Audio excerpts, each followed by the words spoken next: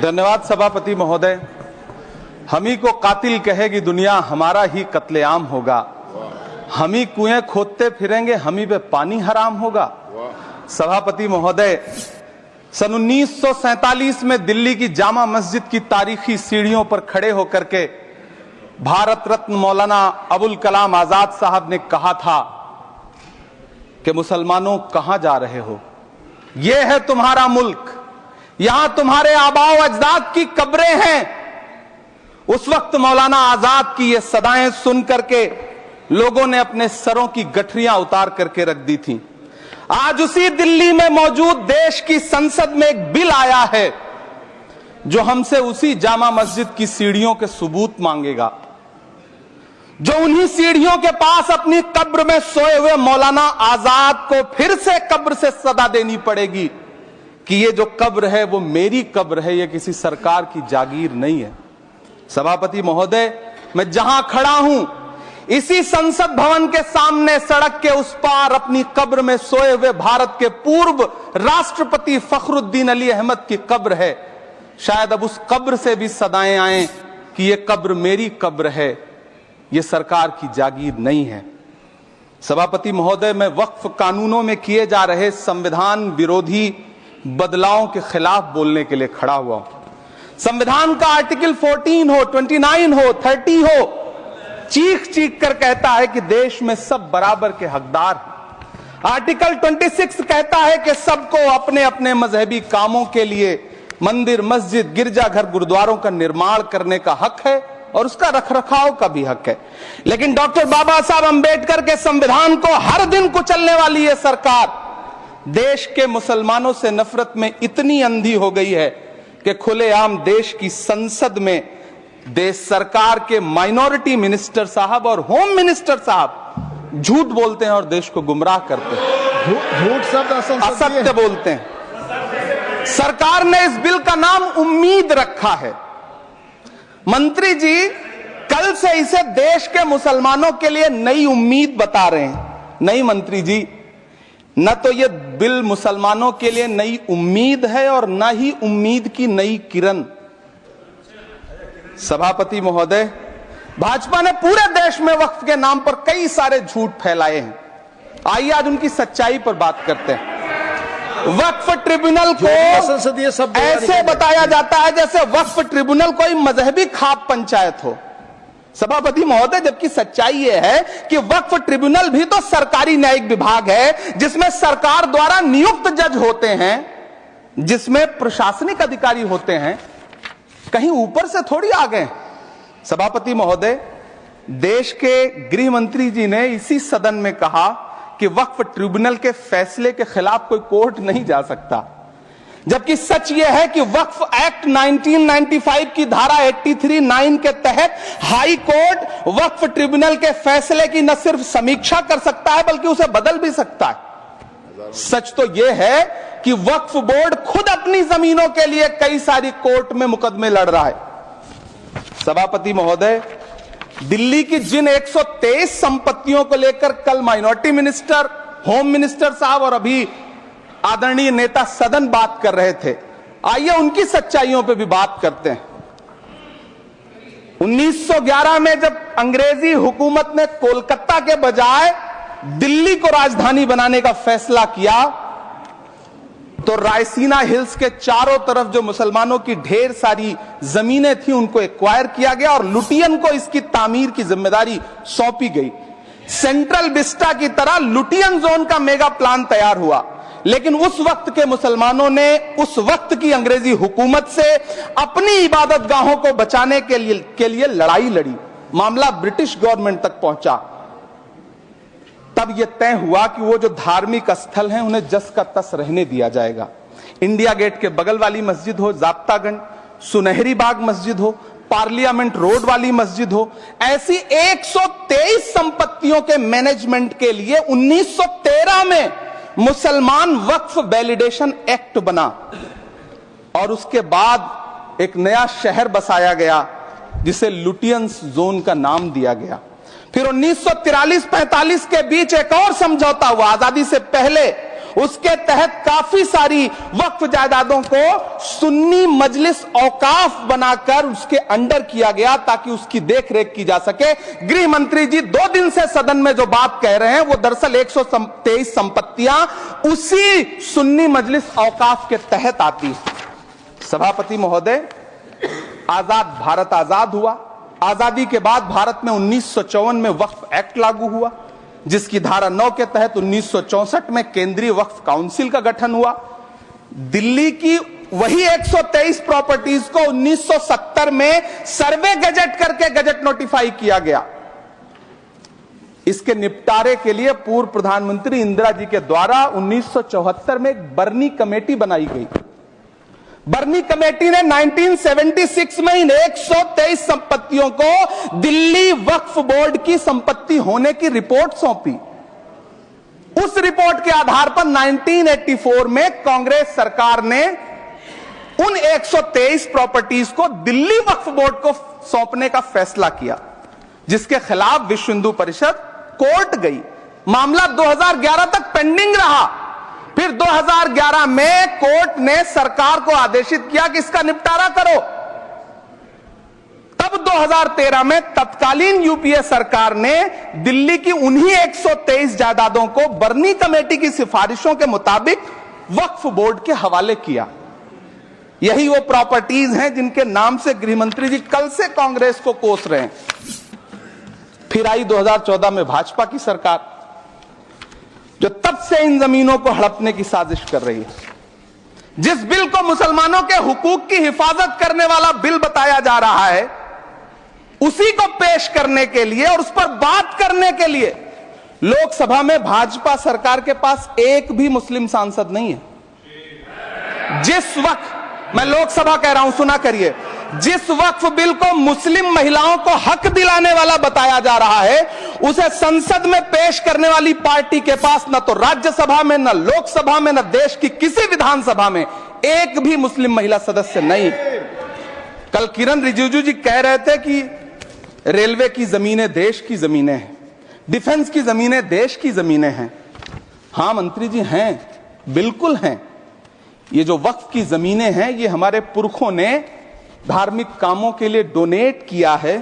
तो हम भी तो इसी देश के नागरिक हैं, हम भी तो इसी देश के बेटे हैं। तो वक्फ की जमीनें भी तो इसी देश की जमीनें हैं, उनको पराया क्यों बोलते हैं आप? सभापति महोदय, अशफाकुल्लाह खान जब फैजाबाद की जेल में फांसी के फंदे पर झूल रहे थे, तो इसी देश की जमीन के लिए झूल रहे थे ना। सभापति महोदय, अंडमान की जेल में काला पानी की सजा काटकर अपनी जान देने वाले मौलाना फजले हक खैराबादी हो या शेर खान अफरीदी हो, वो भी तो इसी जमीन के लिए अपनी जान दे रहे थे ना। सभापति महोदय, पाकिस्तान के खिलाफ लड़ते हुए अपनी जान देने वाले महावीर चक्र विजेता ब्रिगेडियर उस्मान हो या पाकिस्तान के पैटर्न टैंक उड़ाने वाला परमवीर चक्र विजेता वीर अब्दुल हमीद हो, वो भी तो इसी जमीन के लिए अपनी जान दे रहा था ना।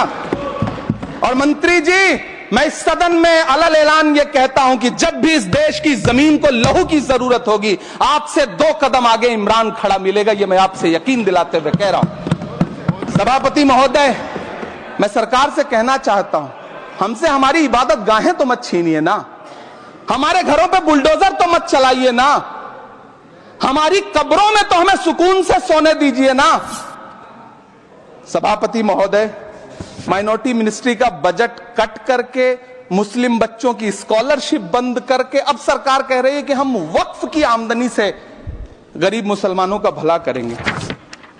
गुजरात की बेटी बिल्किस के बलात्कारियों की रिहाई के बाद उन्हें माला पहनाने वाली लोगों के नेता ये कह रहे हैं कि यह बिल मुस्लिम महिलाओं को उनका हक दिलाएगा। धन्यवाद मोदी जी, क्या बढ़िया सौगातें मोदी दे रहे हैं आप। पहले हमें गुजराते मोदी दिया, आप सौगाते मोदी दे रहे हैं।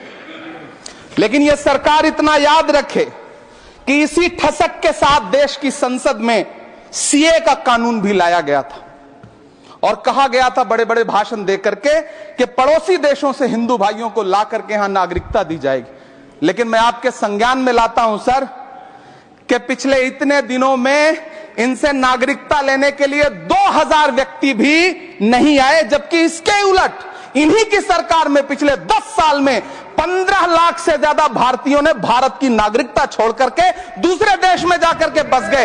यह हुआ उस कानून का अंजाम। सभापति महोदय, इसी तरह की जिद के साथ किसानों के खिलाफ भी कानून लाए गए थे। जिस तरह आज वक्फ के फायदे गिनाए जा रहे हैं, उसी तरह से किसानों को भी कृषि कानूनों के फायदे गिनाए गए थे। लेकिन अंजाम क्या हुआ? 700 किसानों की शहादत लेने के बाद सरकार को अन्नदाता किसानों के सामने घुटने टेकने पड़े और कृषि कानून वापस लेने पड़े। जिल्ले इलाही, जमहूरियत जो है वो नफरत और ठसक से नहीं चलती है, अकड़ से नहीं चलती है। उसमें सबकी हिस्सेदारी जरूरी है। कल देश के माइनॉरिटी मिनिस्टर ने लोकसभा में खड़े होकर एक शेर सुनाया था कि मुझसे कोई बदगुमान न हो, तो मैं उन्हें एक शेर सुनाना चाहता हूं कि मैं आज जद पे हूं तो इतना खुशगुमान न हो, मैं आज जद पे हूं तो इतना खुशगुमान न हो, चराग सबके बुझेंगे हवा किसी की नहीं। नीतीश कुमार जी हो, चंद्रबाबू नायडू जी हो, चिराग पासवान जी हो, जयंत चौधरी जी हो, देवे गौड़ा जी हो, जीतन राम मांझी जी हो, सबको समझना पड़ेगा कि जब जंगल में आग लगती है तो न वो बरगद बचते हैं जो हवा को आंधी में तब्दील करते हैं, न वो बांस बचते हैं जो आपसी रगड़ से चिंगारी पैदा करते हैं। सभापति महोदय, जब देश को मनमोहन सिंह साहब जैसा काबिल प्रधानमंत्री मिलता है तो देश को आरटीआई जैसा एक्ट मिलता है, सेज जैसा एक्ट मिलता है, मनरेगा जैसा एक्ट मिलता है, लिबरलाइजेशन मिलता है, राइट टू एजुकेशन मिलता है, नेशनल फूड सिक्योरिटी एक्ट मिलता है। लेकिन जब देश को सौगातें मोदी मिलती है तो क्या मिलता है? सीए मिलता है, फॉर्म्स लॉ मिलता है, आर्टिकल 370 मिलता है, इलेक्टोरल बॉन्ड जैसा एक्ट मिलता है और वक्फ अमेंडमेंट एक्ट जैसे बिल देश को मिलते हैं। मुझे तो अपने हमवतन भाइयों से पूछना है कि आपको अपने बच्चों की तरक्की, खुशहाली और नौकरी की दरकार है या फिर मुसलमानों की दान की गई जमीनों को लूट कर धन्ना सेठों को देने की साजिश करने वाले कानून की? सभापति महोदय, यह सरकार रात के 3 बजे तक पूरे देश को जगा करके संसद में अपने ही नागरिकों को नीचा दिखाने के लिए वक्फ बिल ला रही थी, तो उधर रात के 1:30 बजे अमेरिका हम पर 26% टैरिफ लगा रहा था। सरकार की प्राथमिकताएं देश को पता। सभापति महोदय, मैं बहुत भावुक हूं आज, और मुझे अच्छा लगा कि आदरणीय नेता सदन जगत प्रकाश नड्डा जी ने बहुत अच्छी बातें भी की, मन से बातें की। क्योंकि उनके नाम में प्रकाश जुड़ा है तो मैं उनमें हमेशा एक रोशनी की किरण देखता हूं। मैं उनके सामने बहुत अदब से यह बात कहना चाहता हूं कि चिरागों के सफर में दबदबा हो आंधियों का तो फिर अंजाम जुल्मत के सिवा कुछ भी नहीं होगा। यह दुनिया नफरतों के आखिरी स्टेज पर है, इलाज इसका मोहब्बत के सिवा कुछ भी नहीं होगा। मैं भावुक हूं, मेरी पलकें गीली हैं।